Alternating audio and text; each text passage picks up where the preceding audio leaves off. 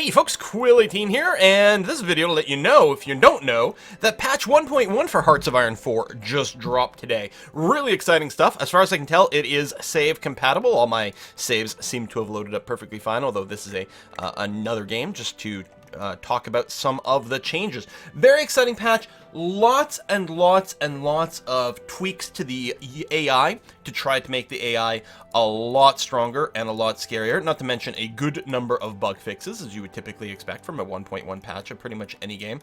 So that by itself is really exciting, but it's hard to, give specific examples of that. Like, tweaked AI production balance for infantry equipment. Okay, probably that's good, but, how do you really show that? But there is some really big features that I'm really excited about in this patch. One of the things I really like, so I, and certainly many other players, have complained that when you issue a battle plan, so let's go ahead and make an army over here and give them a battle plan, so some sort of front line and some sort of offensive line over here, something like that. Even when you really had overwhelming strength, it felt like your units were always a little too cautious, right? The AI seems to execute battle plans very cautiously and not push as aggressively as it can probably manage. But now we have buttons to choose how your armies will execute a battle plan. You've got this balanced manner, or you've got cautious, so it will really not attack unless it feels it's got a substantial advantage, but it's also got aggressive execution of battle plans. They will attack provinces if they're part of a plan, even if it may mean that the front line becomes longer or may put more units in exposed locations. And there's many situations where you are going to be fine with this because you know that you can continuously just run over the enemy because your troops are a lot stronger, or you've sort of broken their back once, so they don't have the enemy troops don't have much in the way of organization, so you can just keep sort of winning as you push, and you're willing to take those aggressive moves. Or, as I'm quite fond to do, you might have like your main line, so like let's say like primarily infantry, right? So let's say we took these guys and we took out the tanks and the mechanized, so you had your infantry line over here, and you maybe, so you had a battle plan with these guys to, just sort of push all over that way, right? Like that. So that was your battle plan, and for here you'd probably want balanced. But then, let's say you took your, say, tanks, and a lot of times you may want to run the tanks manually. If you guys have been following my Italian campaign, I'm not sure where the timing is, but you'll see me use a tank hit squad to do a lot of really focused attack and just run them completely on manual.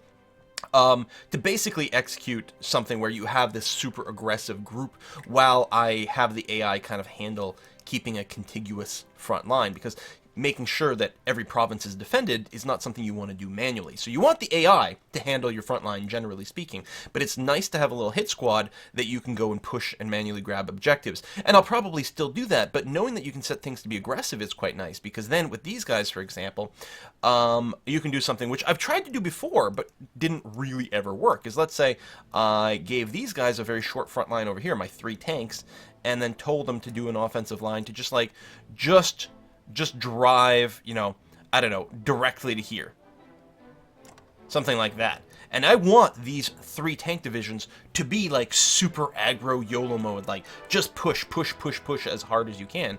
Well, for that, I would tell them to aggressively execute it, which is nice. I think there's still going to be lots of room for manually controlling some units, but now one of the common situations that you were forced to kind of manually control units will be that. But also just general sort of conquests like Germany versus Poland or whatever, you can probably set all of your battle plans to aggressive mode. And that's really exciting. I'm happy about that. That's great. Another one, this is one of the things early on at release, Dan Lin, the main designer of the game, had sent me an email and said, hey, you've been playing a bunch, what are the things that you would like to see in patch 1.1? And one of the things I had said, but I'm sure many people said, is right now there's no way to create a division template from scratch.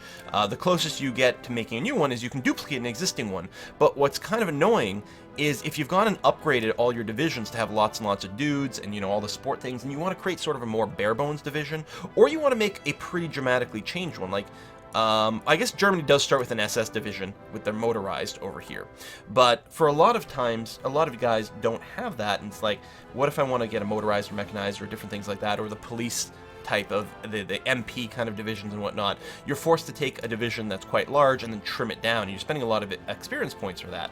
And now what you can do is you can create a new empty division over here. So when you want to make one of those tiny little divisions for police actions, sorry, which would be mobile battalions, with maybe like a couple of cavalry like that, you can do it this way, and so then you're only paying for the divisions you're adding rather than all the divisions you're removing. So that's in there. It also wasn't very intuitive before. Having a new division button makes it way, way, way more intuitive. So there you go. So you can create an empty one, and I think that's an excellent change. So really happy about that. Those two things, the battle orders plus the new division, and there's an achievement indicator in the game setup, are the three things listed as new features. But I think that's selling short a lot of the other things. So in addition to these three so-called features, plus many, many, many AI changes and many, many bug fixes, and some balance changes to some of the mechanics and some of the stats, like there's just tons and tons of things in here. The things that have me really excited are the UI improvements. And to a certain extent, this template designer thing, plus the battle plan thing are UI improvements, but there's a few others. One is division designer difference indicators now have tooltips showing how much. All right, that's a bit unclear. Let's see if we can sort that out. So if I go to, let's say I remove one of these guys, and you can see a difference over here. So this shows me that by removing this battalion of infantry, I am losing some hit points, organization, so on and so forth. When I mouse over, it gives me the actual changes over here. And what I particularly like, and this is one of the requests I put in, because I'm constantly like, okay, I want to redesign my divisions, but I don't want to run into a deficit. Because, like, you know, let's say I'm adding, I don't know, a recon company, right, which takes more support equipment and more infantry equipment. And I do that, but by doing so, I end up with, you know, just a giant deficit of the equipment. Means that I haven't really done anything. I haven't actually, you know, technically my divisions want to have a recon company, but because they're just resulting in being short on support and infantry equipment, they are actually fighting at less than full strength, and that's not good.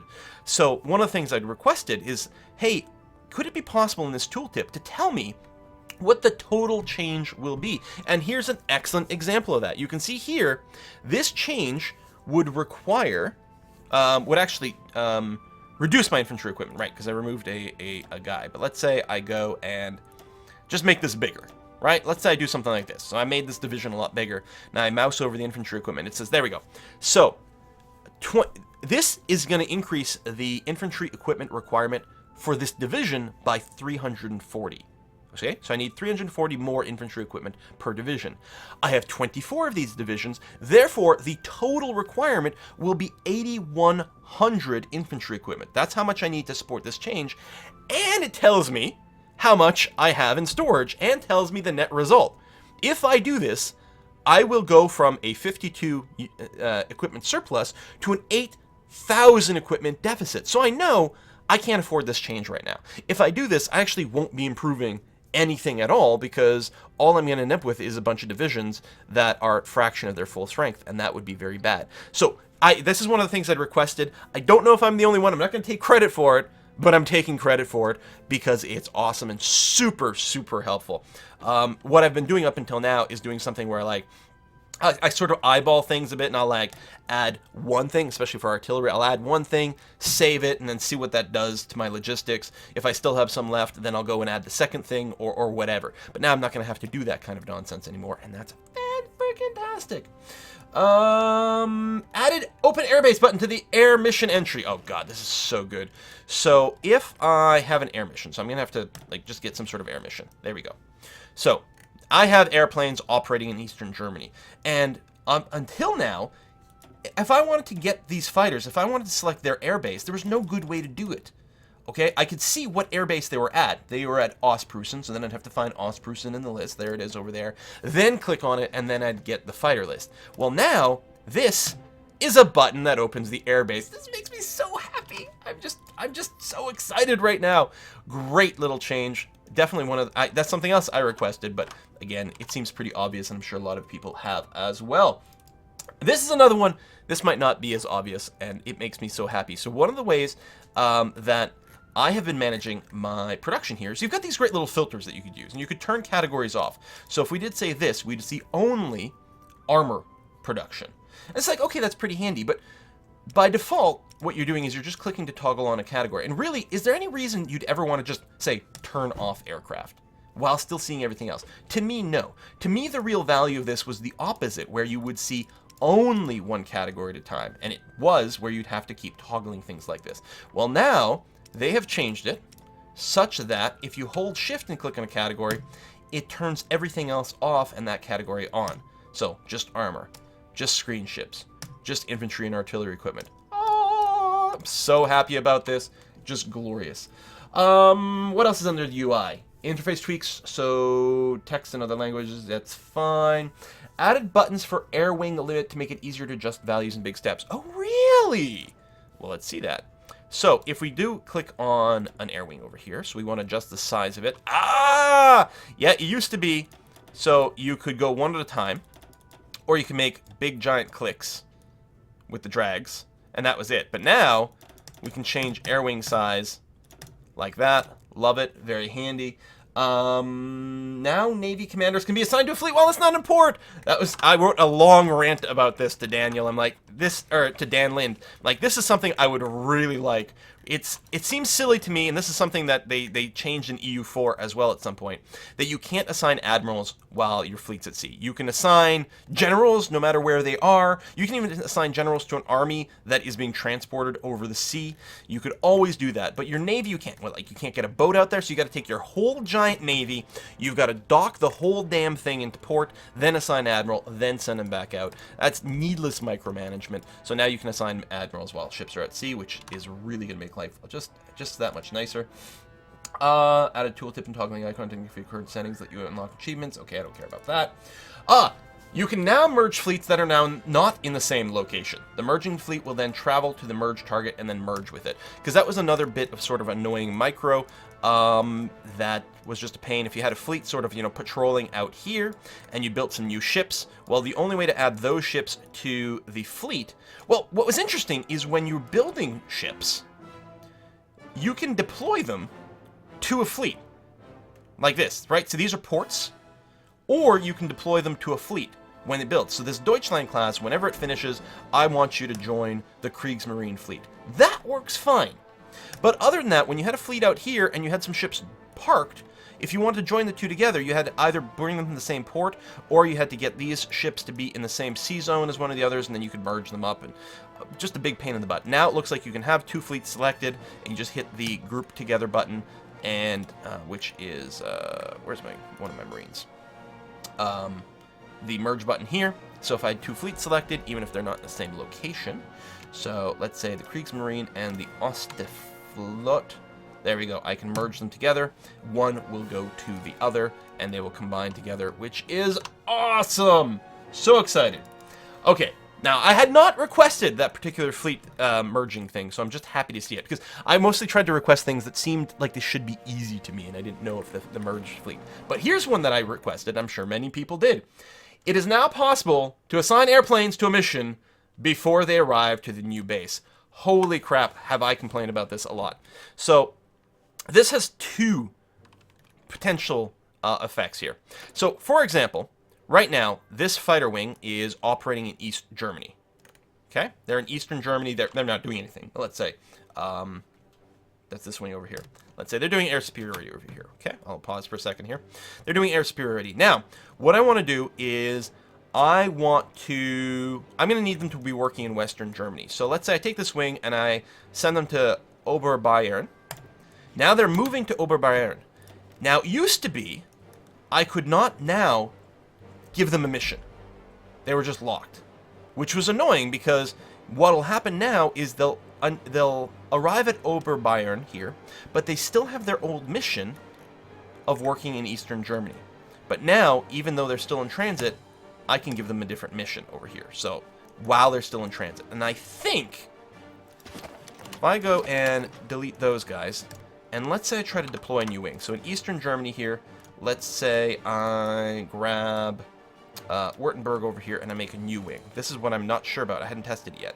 And I deploy my tactical bombers and I hit OK, and they're still deploying Yes! This is the one that makes me really happy. So even before they're deployed from reserves, I can tell them what their mission will be once they arrive. This I've complained about so many times, because it's sort of needless micro, where like, right, it's like, okay, I have to do this, and then I have to wait until they get there and notice the little pop-up that I have an air wing without a mission, and then go back and assign them that. Well, now I can just tell them what their mission will be once they arrive, which is great. And this wasn't a huge problem with this kind of deploying. It was a big problem with moving planes from one base to another, because what could happen is if the new base was still in range of their old mission, they would keep flying their old mission, even though they were wickedly out of range, and you would never get the pop-up that they didn't have a mission. So it's better now that you can move them and give them a new mission all at once, so you don't forget to go back and reset them. That is a huge, huge win. Division template window now has better tooltips for equipment, manpower, training time. Yeah, we've got that. Clarified, no trading while fighting tooltip, good. Yellow highlights for deployment date for units, fine. String overflows, opinion interface now capped, useless decimals removed. Okay, so the rest of the UI things are pretty minor, but nice quality of life improvements. Now airbase icons show non-empty only if they're players' air wings. Oh yeah, okay. You know, that's kind of cool stuff like that, right? So this sort of icon here could have shown up before when I guess you had allies using this airbase, which could have been confusing. So it's nice to get rid of that. Overall, really happy about a lot of the UI patches here, UI fixes. Obviously, not really a big set of new features in 1.1. 1.1, obviously, for any game, is going to involve mostly fixes, and that's what we've got. And I like, you know, really excited about that. The new AI sounds like it's going to be quite a bit more dangerous.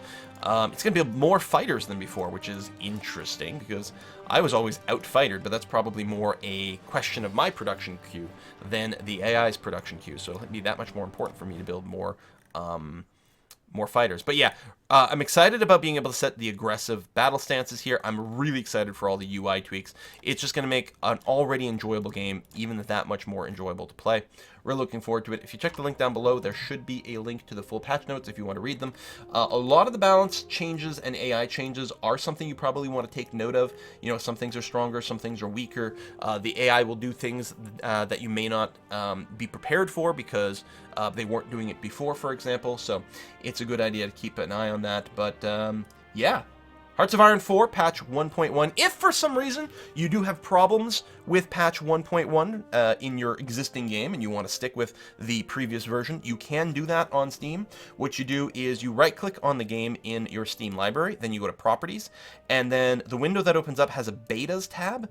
And from that pull-down menu, you can choose previous versions of the game in there. So you can force the game to stay on patch 1.0.1 so that you can finish your current game. But as far as I can tell, I haven't tested it extensively yet, but it looks like patch 1.1 is perfectly compatible with your existing game. So you can just go ahead and update and you should be okay. Thanks for watching, folks. See you next time.